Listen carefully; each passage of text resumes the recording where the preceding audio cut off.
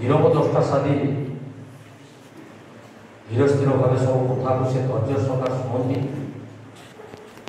एवं जोटा जहाँ काम करवा कथा से कार्य कर देखा कहीं कथा कहली सी भद्रक जिला कांग्रेस सभापति थे मुझे छात्र जीवन सभापति थी अटल बिहारी महाविद्यालय से मो अंचल विधायक पूर्वतन राजनीति पाद थापिलु से मो स्वर्गत राम सहित मिसार सुजोग पाई युवक अवस्था से आम मैंने दलीय कार्यक्रम विभिन्न समय भुवनेश्वर ठार आरंभ कर भद्रक जिला कांग्रेस कार्य प्रयास करूँ सी